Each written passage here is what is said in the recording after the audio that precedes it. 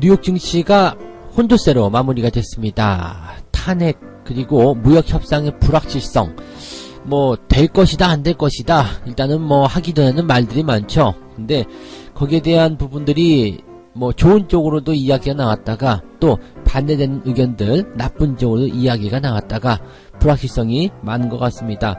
어느 한쪽으로 방향이 확 정해지기 전까지는 일단은 뭐 이런 불확실성 때문에 시장에서의 관망세가 두드러지지 않겠는가 생각되는데, 이런 부분들 조금 더 자세하게 알아보도록 하겠습니다. 헬릭 스미스도 공시 직전에 오너 일가가 지분을 매각했다라는 얘기가 나옵니다.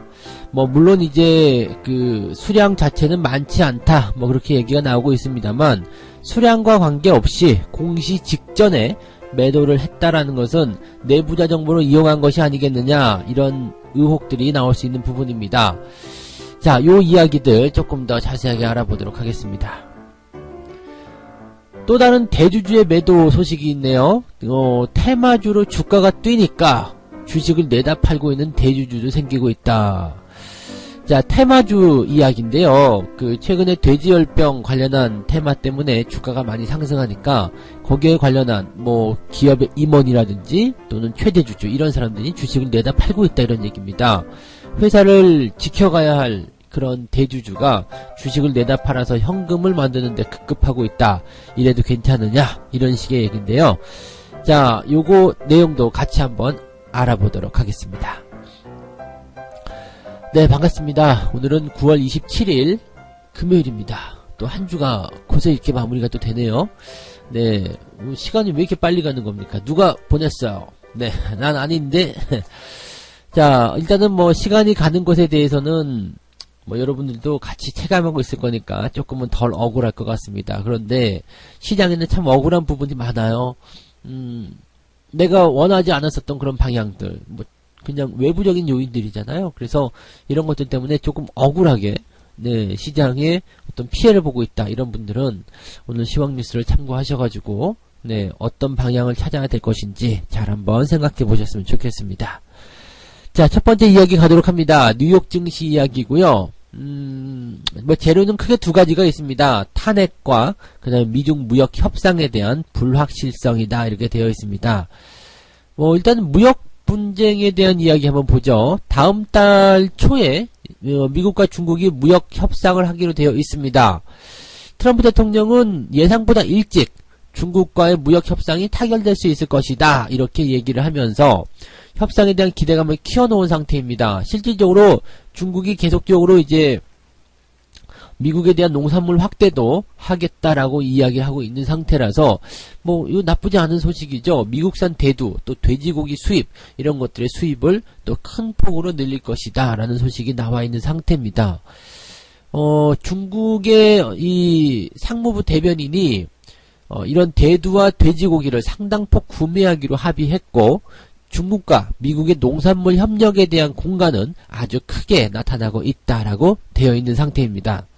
사실 이제 중국이 이런 정도의 호의를 보이게 된다면 미국도요, 어느 정도의 그 주고받는 게 있어야 될 거 아닙니까? 그래서 관세를 조금 더 유예해 준다거나 이런 식의 선의가 있어야 되는 것이 아니냐, 이렇게 얘기가 나오는데, 누가 뭐 먼저 더 주느냐, 뭐 이거 중요한 게 아니라, 또 관세를 유예하거나 이렇게 가는 것이 아니라 완벽한 합의에 이르는 것이 또 트럼프의 그런 생각이고 또 목적이고, 이렇게 되어 있다 보니까 뭐 좋은 재료가 일단은 나왔음에도 불구하고 아직도 불확실성에 휘달리고 있는 것이 아닌가 생각이 됩니다. 미국은요, 일단은 완벽한 합의, 중국을 더 쪼우는 것, 또 중국이 따라오는 것을 원하지 않는다라는 부분이 있기 때문에 현재 시점에서는 미국 당국이요, 화웨이가 미국 기업으로부터 부품 등을 구입할 수 있도록 한 임시 유예 조치를 연장하진 않을 것이다, 이렇게 얘기가 나왔습니다. 그러니까 지금 그 화웨이가 그 뭐 서버에 대한 어떤 유지 보수라든지 뭐 기타 그런 것들에 대해서 AS 이런 항목들에 대해서 필요한 부품들을 지금 살 수 있게끔 해놨거든요. 근데 요게 이제 기간이 임시적으로 해놓은 거기 때문에 종료가 되고 나면 더 이상 구매를 할 수가 없는 상황이 벌어지게 됩니다. 그렇게 된다면 지금 화웨이 같은 경우는 이제 미국 기업의 부품을 쓸 수가 없기 때문에 완전히 고사가 되는 상황이 벌어질 수가 있겠죠. 그래서 이게 뭐 지난 8월에 90일 연장을 했기 때문에 9월, 10월 이제 다다음 달 정도가 되면 이제 마무리가 되겠네요. 그러면 이것도 이제 협의 내용에 들어가야 되겠죠.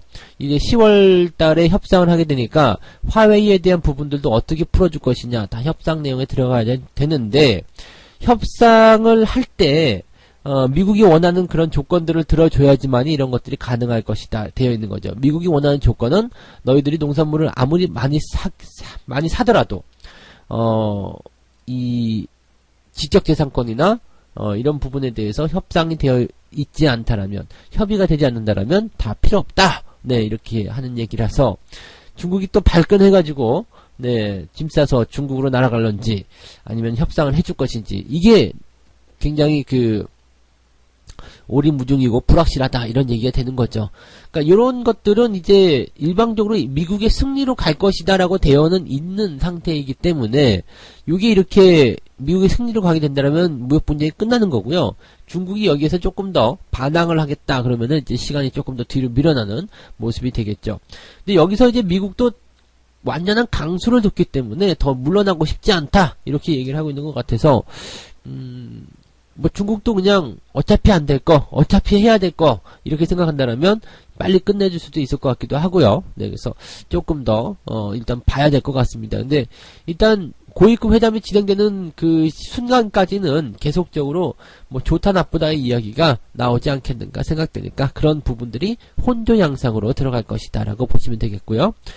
자, 탄핵에 대한 부분 한번 보죠. 뭐 탄핵 조사가 일단은 진행이 되고 있는 부분인데 특별한 내용이 지금 없어요. 네, 그 탄핵에 대해서 일단은 결과만 본다라면 트럼프 대통령의 탄핵은 불가능하다 이렇게 보시면 될 것 같고, 뭐 계속적으로 이제 하원이 이야기하고 있는 거 우크라이나와 트럼프 대통령 간의 그 전화통화가 문제다 이렇게 되어 있는 건데, 이 전화통화 내용도 전문을 다 공개했고요.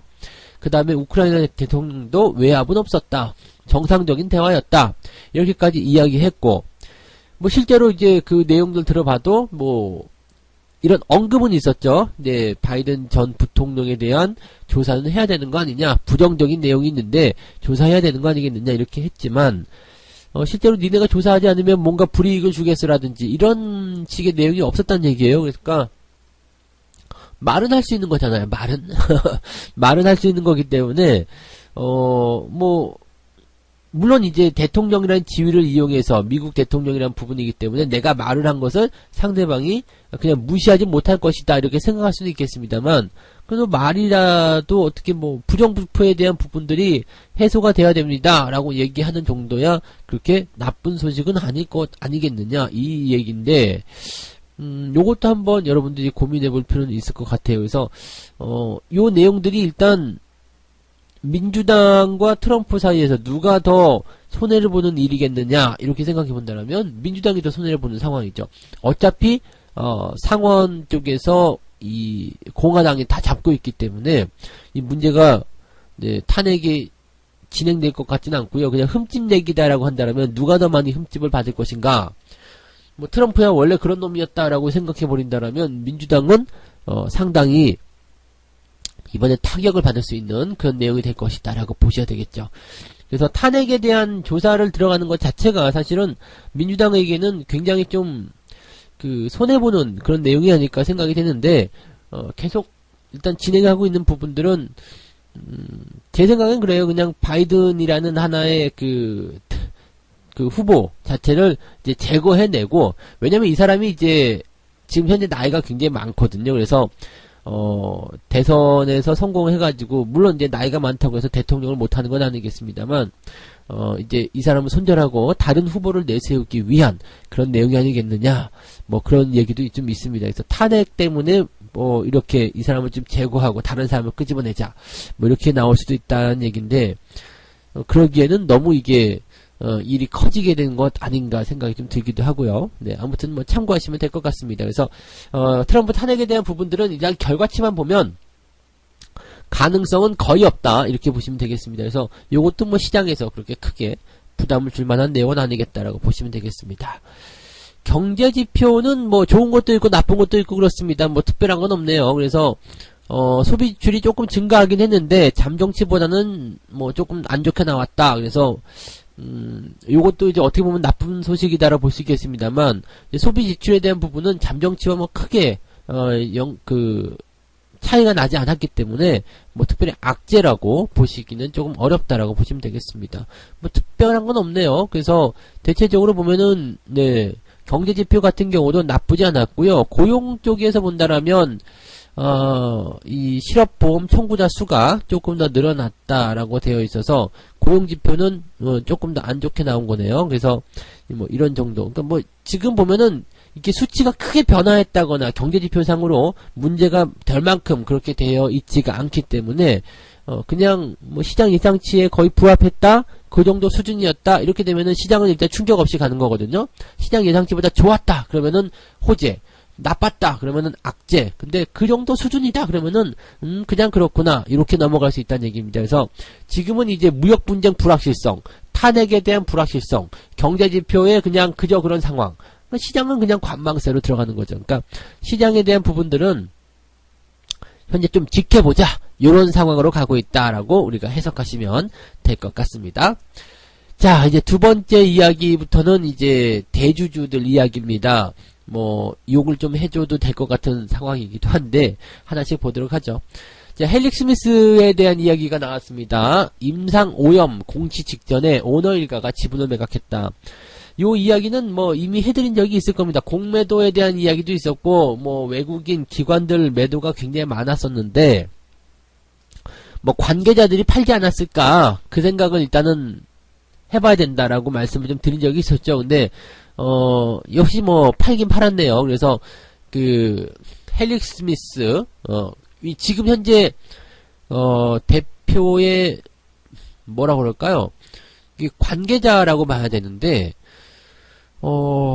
전 대표의 아내, 뭐 이런 식으로 막 되는 것 같아서 가족 관계가 굉장히 좀, 네, 복잡하게 되는 것 같긴 한데, 어쨌건, 관계자가, 대주주 관계자가, 오너 일가 쪽이죠. 이렇게 뭐, 이렇게 처가로 들어가든 아니면 뭐, 이렇게 직계 아래로, 사촌지간으로 들어가든 간에 일단 직계 가족, 특수관계인이 매각을 했다는 정황이 드러났습니다. 그러면서, 23일날 2,500주, 또 500주 해갖고 3,000주 정도로 이제 매도한 것으로 이제 나왔는데, 공시가 이제 23일날 장 종료 이후에 나왔다라는 것을 본다라면, 충분히 이제 내부자 거래를 이용한, 그런 매각이 있었던 것이 아니냐라는 의혹이 들 수 있다는 얘기가 되는 거고요. 그러면 이제 그 이후에 이제 이 김선영 대표가 26일날 10만 주를 장내에 매도했다는 얘기가 나왔습니다. 요것도 참 이제 저거한 내용인데요. 대표가 10만 주를 매도했다. 물론 이제 이거는 공시가 나온 이후에 주가가 한 이틀 정도 하락한 다음에 나온 이야기이긴 합니다만은, 이것도 사실은 이 매도가 나왔다라는 거, 그 대표가 10만 주나 매도했다는 것 자체도 문제가 될 수 있겠죠. 이게 사실 대표 같은 경우는 지금 갖다 팔아도 상당한 수익이었을 거다라고 보실 수가 있습니다. 꼭대기에 산 사람들만 일단 손해를 보는 거기 때문에 지금 이제 헬릭 스미스 같은 경우가 76,000원 아닙니까? 그러니까 뭐 액면가 계산해 본다라면 상당한 수익이 나왔을 것이다라고 보시면 되는 거죠. 그러니까 지금 이 대표가 매도한 이 10만 주에 대한 부분은 일단 뭐 주식담보대출을 상환하기 위해서다라고 이야기를 하고 있는 부분이고, 또 오너 일가 쪽에서 이제 매도한 3,000주에 대한 부분들도 주식담보대출 상환을 위해서다라고 얘기를 하고 있습니다만은, 지금 요거는 이제 이 헬릭 스미스 대표 이야기는 이렇습니다. 나는 공시가 나온 이후에 주가 다 빠진 다음에 팔았다. 그 다음에 사전에 팔아먹은 것은 3,000주밖에 안 된다. 뭐 이 정도인데 뭐 크게 걱정을 하느냐, 크게 문제가 있느냐라고 하겠지만, 이거는 내부 정보를 미리 이용했을 가능성이 굉장히 높죠. 왜냐면 지금 신라젠이라든지 이런 사태를 봤기 때문에 공시 이전에 팔아먹으면 당연히 수색이나 압수 이런 것들 들어올 것이라는 걸 알고 있거든요. 사회적 지탄을 받을 것이다 알고 있거든요. 그리고 임상 3상이 이제 실패했다, 뭐 이게 문제가 있다는 것을 일단 알았다라면 주식이 떨어질 것을 당연히 알고 있을 거란 말이에요. 그래서 주변에 있는 뭐 대표는 못 판다고 하더라도요, 예, 주변에 있는 오너 일가들은 매도를 해야 될 필요성이 있겠다라고 볼 수 있겠죠. 그래서 팔아먹었다. 오케이. 하지만 대표는 안 팔았다. 내가 큰 주식 많이는 안 팔았다. 이렇게 볼 수 있는 거거든요. 그러고 나서 주가가 이제 떨어졌어요. 주가가 뭐 공시가 나와서 떨어졌어. 그러고 나서 이제 팔았다. 여전히 수익이죠. 네, 많이 챙긴 거잖아요. 이게 지금 주식담보대출을 상환하기 위해서 한 것이다라고 할 수 있겠지만은 실제적으로 주식을 팔아가지고 현금을 확보한다는 것 자체가 대주주 이런 오너 일가가 해서는 안 되는 일이죠. 네, 실제로 이제 오너 일가가 뭐 담보대출을 위해서 주식을 팔아먹었다. 이 회사의 지분을 파는 거예요. 뭐 유상증자나 이런 것이 아니고 또는 뭐 외부에서 자금을 조달해서 오는 것도 아니고 내 주식을 팔아먹는 거거든요. 네. 내가 이 회사에 가지고 있는 영향력을 팔아먹는 겁니다. 내가 이 회사에 대한 어떤 애정이라든지 이런 게 없다면 이런 것을 하면 안 되는 거죠. 네. 그래서 지금 현재 보게 되면은요, 물론 이제 지금 이 대표가 팔아먹은 이 10만 주에 대해서는 뭐 특별한 부분은 뭐 이렇게 문제가 될 리는 없어요. 왜냐면 공시 이후에 뭐 팔아먹기도 했고, 그 다음에 그 주식담보대출 상환하기 위한 어떤 내용이다라고 되어 있기 때문에 뭐 법적으로나 뭐 문제가 될 리는 없겠습니다만, 그래도 내부자 정보를 이용해서 충분히 그렇게 했을 것이다. 그 다음에 지금 팔아먹어도 손해는 아니다라는 부분을 봤을 경우에 또 지금 오히려 뭐 자사주 매각이라는 이런 것도 통해서 회사를 더 지켜줘야 되는 상황에서 주식을 매각해버렸다는 거, 이런 것들도 상당히 도덕적으로 피해갈 수 없는 부분이 될 것 같아요. 어쩌면 지금이라도 팔고 나중에 더 싸게 사자 이런 생각을 했을 수도 있겠고요. 그래서 못 믿을 바이오 또 대주주들이다라고 보실 수가 있겠습니다. 뭐 그렇지만은 이제 신라젠 때처럼 뭐 압수수색이 들어온다든지 뭐 도덕적으로 비난을 받는다든지 이런 일은 많지는 않을 것 같아요. 그래서 이런 쪽으로 가지 않을 것 같기 때문에 네, 요거는 그냥 요 정도에서 일단락 되지 않겠는가 생각되고 있고요. 네, 아무래도 뭐 임상 3상에 대한 부분들이 오염에 대한 내용들로 이제 되어 있기 때문에 이런 일이 과연 일어날 수 있는 것인가, 네, 이런 거 계속 의심이 되는 내용들이죠. 그러니까 이런 것들 그냥 참고만 해보시면 되겠습니다. 어쨌든 바이오 업종들은 지금 별로겠구나 이렇게 생각을 계속 하셔야 되겠습니다. 자, 또 다른 대주주들의 매각 소식이 있죠. 네, 테마주로 주가가 상승하니까 대주주가 판다라는 건데, 지금 아프리카 돼지열병 때문에 주가가 정말 뭐 기업 가치와 관계없이 미친듯이 올라간 주식들이 있습니다. 뭐 이글벳, 백광소재, 체시스 뭐 이런 종목들인데요. 이렇게 해서 주가가 뛰니까는요, 대주주 또는 이제 경영진들이 주식을 갖다 팔고 있어요. 난 진짜 이게, 왜냐면은요, 회사의 경영진은 회사 주인이잖아요. 경영 임원이잖아요. 최대 주주란, 이런 입장. 회사를 이렇게 대표해서 끌고 가는 입장인데, 이런 사람들이 주식이 뛰었다, 주가가 뛰었다고 해가지고 거기서 현금을 챙긴다. 물론 이것은 뭐 나쁜 일은 아닙니다. 네. 나쁜 건 아니죠. 많이 올랐으니까, 장사치라면은, 지금 올랐으니까, 단순한 투자에 대한 어떤 경험으로 인해서 팔고, 좀 밑에 다시 사자, 이런 생각을 했을 수도 있겠죠. 그런데, 문제는 말이에요. 그냥 회사의 주인이 있지 않습니까? 네, 뭐, 삼성전자의 주가가 많이 올랐다고 해서 이재용이 주식을 갖다 판다거나 그러지 않잖아요. 네. 그러니까 지금 이런 중소기업들, 이런 뭐 상장사라고 되어 있지만 이렇게 테마로 해서 움직일 수 있는 이런 종목들에서는요, 이런 일들이 굉장히 많이 일어난다는 얘기예요. 주가가 올라가면은 여기서 그냥 현금을 챙기는 거예요. 그래서 수십억 또는 뭐 수백억 이렇게 챙겨버리는 상황이 벌어지게 된다는 얘기죠. 그러니까 지금 보게 되면은요, 이런 그 최대 주주라든지 또는 임원, 사장, 대표 이런 사람들이 주식을 갖다 파는 거 단순하게 여러분 생각하실 일은 아닙니다. 왜냐면 처음부터 이 회사 임원으로 있었던 사람들 같은 경우는 액면가로 계산을 해야 되기 때문에 주식에 대한 수익률 자체가 어마어마하겠죠. 어마어마하고 또 이것을 뭐 어떤 테마나 이런 것들을 통해서 주가가 상승하는 것을 이용해서 매도를 하고 생각했다라면 갖다가 붙일 수도 있어요. 그러니까 쉽게 예를 들어서 뭐 이런 것들은 이제 그냥 우리가 생각해 볼 수 있는 부분이니까 가볍게 한번 보시면 되겠습니다. 그냥 테마에 엮이긴 엮였어요. 가볍게. 그냥 정말로 가볍게요. 뭐 계열사에 대한 어떤 부분이라든지 아니면은 뭔가 조그만 소재를 하나 만들고 있다든지. 실제로 이제 기업 내용 들여다보면 매출에서 한 2% 정도 차지하는 그런 정도가 엮이는 경우도 있습니다. 근데 이걸 크게 부각시켜가지고 주가를 일부러 띄울 수도 있다는 얘기죠.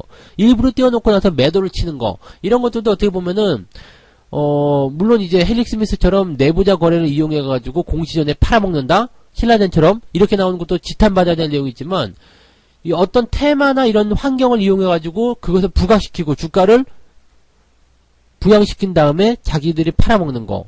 이것도 문제 아니겠습니까? 그래서 요거 네 상당히 이제 요것도 마찬가지. 이거 근데 지금 보시면 이걸 가지고서 그냥 주가가 많이 올랐을 때 현금을 확보하기 위한 투자의 목적이다라고 한다면 사실 이거는 뭐라고 할 수가 없어요. 네, 그리고 팔아먹고 나서 주가가 더 올라갈 수도 있는 내용이기도 하고요. 그래서 요걸 가지고 뭐라고 할 수 없는데 사실 이거는 도덕적인 부분에서의 문제죠. 그래서 현금을 확보하는 거 그렇게 된다면 사실 대주주가 팔아먹고 이런 회사 경영진이 팔아먹는 주식인데 사는 사람들은 누가 있겠습니까? 다 개인들만 바글바글 사는 거죠. 테마 때문에 열광해서 주가가 올라가서 그 자리를 보고서 또 급등하겠다 생각해서 매수하는 개인 투자자들도 문제겠습니다만 그걸 조장하고 이용해가지고 팔아먹는 대주들도 문제가 될 수 있다는 얘기죠. 이런 것들을 반드시 보셔야 되는 겁니다. 법적으로는 문제가 아니겠습니다만 윤리적으로 도덕적으로 분명히 문제가 되는 내용입니다. 그래서 모르겠습니다. 사실 뭐 주식 투자하는 사람들이 이걸 가지고서 뭐 이렇게 한다 저렇게 한다 또 내가 그 대표의 입장이라도 주가가 뭐 엉겹게 많이 올랐다 그러면 시세 차익을 챙길 수 있는 상황인데 뭐 법적으로 문제가 안 되는데 나라서 팔고 싶지 않을까 그 생각도 좀 들기도 하는데 회사의 주인이라면 그런 어떤 그 이익적인 부분보다도 회사를 좀 더 이제 내가 키우겠다는 덩치를 더 키워서 주주들과 함께 성장하겠다는 생각을 가진다라면 사실 매각이라는 이런 생각 자체는 하지 않아야 되는 것이 아닌가 이렇게 생각을 좀 해봤습니다. 답답한 마음에 네 말씀을 좀 드리는 거죠. 자 이렇게 해서 오늘 세 가지 이야기 말씀을 드렸습니다. 뉴욕 증시는 탄핵, 무역 협상, 뭐 경제 지표 이런 것들에 대한 불확실성이 아래 위로 나오고 있어서 여전히 혼조 양상을 보였다라는 이야기고요. 자, 그 다음에 헬릭 스미스의 이야기, 공시 직전에 오너 일가가 지분을 매각했다. 뭐, 많은 부분은 아닙니다만, 요것도 내부자 정보를 충분히 이용했을 가능성이 있겠다라는 부분이 나올 수 있겠고요. 테마주로 주가가 뛰는 최근의 돼지열병 관련주인데요. 이렇게 해서 주가가 상승하니까 주식을 내다 파는 대주주들, 법적으로 문제가 안 되지만, 윤리적으로, 도덕적으로 정말 이거는 다시 한번 생각해봐야 하는 내용이 아니겠는가, 이렇게 판단이 되기도 하고요. 개인 투자자들도 이런 데에 너무, 열광을 해가지고, 이렇게 주가를 올려서 남 배불리는 이런 식의, 투자는 안 하셨으면 좋겠다 생각이 좀 듭니다. 이런 것들 참고를 좀 해주셨으면 좋겠네요. 네. 자, 책 한 꼭지 읽고 마무리하도록 하겠습니다. 평균 매수 단가를 낮추기 위해서 물타기를 하는 것, 그리고 이 종목 저 종목으로 갈아타는 것, 신용을 많이 쓰는 것, 이런 것들은 자신의 계좌가 언제든 깡통이 될 수 있다는 사실을 무시한 채 아무 생각 없이 무모하게 행동하는 것이다. 네. 이거 지금 어디서 나온 거냐면요. 미국에서, 그 다우 이론을 쓰신 분 아시죠? 네. 쪽 한 구절입니다. 그래서, 상당히 오래전부터 이런 부분들이 있었네요. 그냥 맹목적인 물타기, 또는 이 종목 저 종목 왔다 갔다 하면서 단기 매매하는 거, 또 신용매매. 신용매매도 사실은 요즘에 나온 이야기가 아니고요. 아주 옛날부터 빚내서 투자하지 마라 이런 얘기들이 나왔었던 얘기입니다. 그래서 어떻게 본다면 금융 선진국들의 어떤 역사들 그런 것들을 우리가 공부해보는 것도 지금 현재 우리가 그런 과도기적인 부분으로 진행하고 있기 때문에 도움이 많이 되실 거라 생각합니다. 그래서 이런 것들 항상 진리는 한 군데로 통한다는 거 잊지 마시고요. 네, 여러분들 많이 참고를 좀 하셨으면 좋겠습니다. 자, 그래서 오늘은 여기까지 이야기 해드릴게요. 주말 마무리 잘 하시고요. 주말은 변동성이 조금 나올 수 있기 때문에 항상 매매는 느긋하게 후반부에 들어가시는 것이 좋다라는 말씀을 드릴 수가 있겠네요. 자, 오늘 여기까지 갑니다. 저는 다음 시간에 다시 오도록 할게요. 고맙습니다.